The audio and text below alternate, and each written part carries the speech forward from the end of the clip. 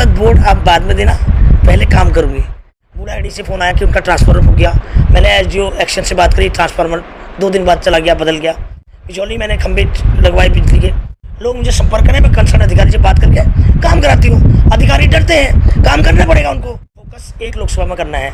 अगर मैं इस लोकसभा में कामयाब होगी तो पूरे प्रदेश में जेसीबी अपने विधायक। कौन है दिग्गज? मैं तो एक योगी और मोदी जी को मानती हूँ। हमारे साथ मौजूद हैं 2024 में हरिद्वार लोकसभा से चुनाव लड़ने के लिए तैयार हैं भावना पांडे जी। आज उनसे हम खास मुलाकात के लिए पहुंचे हैं और उनसे जानेंगे कि इस दौरान क्या क्या उपलब्धियां ये लोगों के लिए करेंगी और क्या क्या लोगों के लिए जो आने वाले समय में है उनको सहायता या किस तरह से उनको जो सहायता है और जिस तरह से उनसे वादे कर रही हैं उनको किस तरह से पूरा करेंगी। जी आपसे जानना चाहेंगे मैडम, आप 2024 में चुनाव लड़ेंगी तो हरिद्वार की जनता को किस तरह से सहयोग करेंगे? देखिए, सबसे बड़ी पहले तो मैं हरिद्वार की जनता को कहना चाहती हूँ कि जो अपार प्रेम मुझे दे रहे हैं, विश्वास कर रहे हैं, उनके विश्वास पर खड़ी होकर दिखाऊंगी। सांसद वोट आप बाद में देना, पहले काम करूँगी और आज भी कर रही हूँ मैं काम। तमाम मैं आपके माध्यम से कहना चाहती हूँ कि मुझे जहाँ मैं नहीं भी पहुँच पाती हूँ वहाँ से मुझे फ़ोन आते हैं। बूढ़ा आईडी से फ़ोन आया कि उनका ट्रांसफार्मर हो गया। मैंने एसडीओ एक्शन से बात करी, ट्रांसफार्मर 2 दिन बाद चला गया, बदल गया। इसी तरह भगवानपुर चंदनपुर में गई, वहाँ 20 दिन से लाइट नहीं आती, ट्रांसफार्मर फूका हुआ था, वहाँ लाइट मैंने 6 घंटे में चालू करी। बिजौली में अभी तक नहीं गई हूँ। बिजौली मैंने खंभे लगवाए बिजली के। आप मैं झमरेड़ा भी नहीं जा पाई और वहाँ सड़क का उद्घाटन कराया। सड़क आरिफ मोहम्मद खान एक्शन को बोला। तो काम करने की इच्छा होनी चाहिए। इसी तरह मैं लाल ढांग लोग उसके फ़ोन आते कि भाई हमारा मुआवजा नहीं बना, तो मैं पटवारी को बात करती हूँ, तहसीलदार को बात करती हूँ, भाई उनके चेक दिलवाती हूँ। इसी तरह तमाम उसके लिए मुझे क्षेत्र में जाने की ज़रूरत नहीं है, सोशल मीडिया में ज़रूरत नहीं है। अगर मेरी काम करने की इच्छा है, मैं कहीं पर भी रहूँ, लोग मुझे संपर्क करें, मैं कंसर्न अधिकारी से बात करके काम कराती हूँ। अधिकारी डरते हैं, काम करना पड़ेगा उनको। एक सवाल है कि ज़्यादातर हम लोग देख रहे हैं कि कानपुर विधानसभा में आप ज़्यादा हस्तक्षेप कर रहे हैं, कुछ खास अलग है? नहीं, ऐसा कुछ नहीं। मेरा जो कार्यालय है वो खानपुर विधानसभा में ही है, तो यहाँ पर लोग जल्दी आ जाते हैं और मुझे भी 10-20 मिनट लगता है जाने में, क्योंकि लोकसभा बहुत बड़ी है, 14 है, विधानसभाएं हैं और अभी मीडिया प्रचार चल रहा है मेरा, क्योंकि आम जनता तक बहुत काम है। अकेले में हूँ, अब संगठन बना रही हूँ।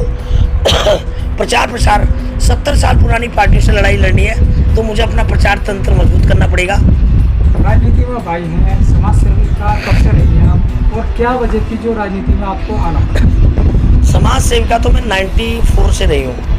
94 से मेरा फादर की डेथ हुई और गरीब परिवार था और अचानक उनको इलाज न मिलने की वजह से 56 ईयर्स ओल्ड थे, मेरे से 4 साल बड़े थे, तो उनकी डेथ हुई। और उसके बाद से मेरा मन लोगों के लिए बहुत ज़्यादा इमोशनल हो गया, तो मैं हॉस्पिटल में बहुत सेवा करती थी। मैंने भारत सरकार में एम्स का मैं MS बनवाया था, RC आनंद। उस समय सलीम सिरवानी हेल्थ मिनिस्टर होते थे, क्योंकि मैं लोगों का इलाज करती थी पहले बहुत ज़्यादा। तमाम उत्तराखंड हो, यूपी हो, तमाम लोग जो आते थे उनके लिए मैं उनको ब्लड की ज़रूरत होती, ब्लड लोगों से अरेंज कराती थी, भाग भाग के उनको दिखाने जाती थी। उसी तरह फिर गरीबों के लिए काम करती थी और इसी तरह, क्योंकि मैं गरीब हूँ, मैं गरीबी से निकली हूँ, तो मुझे गरीबी का दर्द पता है। तो अभी 2018 के बाद जब मैं उत्तराखंड आई हूँ तो फुल फ्लैश मैं सोशल वर्कर हो गई। मुझे कोरोना वायरस का अवार्ड भी मिला। DM ट्विटर हैंडल में 15 दिन मेरी ग्लोबल गॉडमदर फाउंडेशन का नाम भी चला और उसके बाद मैंने 8 महीने आंदोलन में शिरकत की, तमाम आपने मीडिया में देखा होगा। और उसकी मेरी एक भावना सोशल मीडिया की तरफ है और कई वर्षों से कर रही हूँ। और अभी मैंने राजनीति में आने का प्लान इसलिए किया 2021 में, जब देखा कि त्राई कर रही है उत्तराखंड की जनता, नौकरियाँ नहीं है, घपलेबाजी है, अधिकारियों की मनमानी है, नौकरियाँ बेच देते हैं, ज़मीन बेच देते हैं, बहुत बुरा हाल है। तो मैंने ये सोचा कि मैं राजनीति में दखल देना चाहिए। 2021 में मैंने अपनी पार्टी का गठन किया और उस समय मैं चुनाव चुनने आने में मेरे को 1 महीना बचा, तो इतना बड़ा प्रदेश मुश्किल था, तो मैंने चुनाव नहीं लड़ा पाई। अब मैं अपनी पार्टी के झंडे तले मैं चुनाव लड़ रही हूँ लोकसभा का, क्योंकि मुझे फोकस एक लोकसभा में करना है। अगर मैं इस लोकसभा में कामयाब होगी तो पूरे प्रदेश में जेसीबी अपने विधायक लगाएगी। आप 4 सीटों की बात करती हैं, कहाँ लगेंगे, क्या क्या लोगों को मदद मिलेगी? देखिए अभी जब से एन डी तिवारी जी थे तब उन्होंने सिटकुल डेवलप एरिया करा था और कई जगह ज़मीनें BHL से ले ली, कई सरकारी ज़मीनें ले ली। अब क्या हुआ कि जब से सुप्रीम कोर्ट का आदेश हुआ कि एक किसान की ज़मीन का 4 गुना देना पड़ेगा, उसकी वजह से न उत्तर प्रदेश न उत्तराखंड कोई भी स्टेट इंडस्ट्री लगाने में नाकामयाब हो जाती है। तो उत्तर प्रदेश ने क्या करा कि एक पॉलिसी बनाई निजी औद्योगिक क्षेत्र कि अगर आपकी अपनी ज़मीन है, मेरी ज़मीन है, तो सरकार उसको नोटिफाई कर देगी। मिनिमम 30 एकड़ होनी चाहिए, 30 एकड़ से 100-200 एकड़ 400 एकड़, तो उसको इंडस्ट्री एरिया डेवलप कर नोटिफाई कर देगी, उसमें डेवलपमेंट सड़क देगी और उसके बाद जाके हमें डेवलपमेंट चार्ज के लिए लोन भी देगी।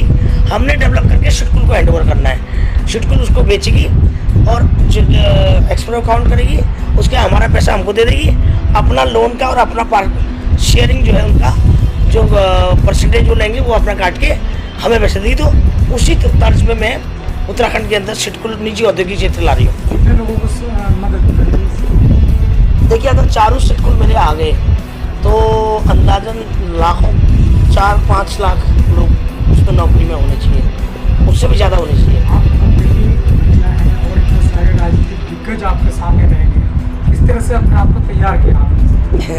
ये दिग्गज कौन सा दिग्गज है बताओ जरा, कौन है दिग्गज?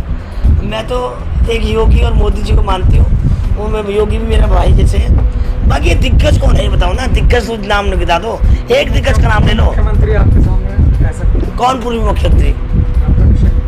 अरे काय बात के दिग्गज है ये, बताना जरा कौन दिग्गज है, एक दिग्गज का नाम बताओ। मैं तो नहीं मानती दिग्गज, आपकी नज़र में दिग्गज है, मेरी नज़र में कोई दिग्गज नहीं है। कहीं ना कहीं पूरी तरह से खाने बैठी है इस वक्त भावना पांडे की बात करें, और चुनाव लड़ने के लिए वो किसी को अपने प्रतिनिधि के तौर पर सामने नहीं मानती, और इनका दावा यह है कि 4 सिटकुल बनाकर लोगों को, लाखों लोगों को यहाँ से मदद की वो करने वाली है। तो उम्मीद ये तो अभी भविष्य में है कि किस तरह से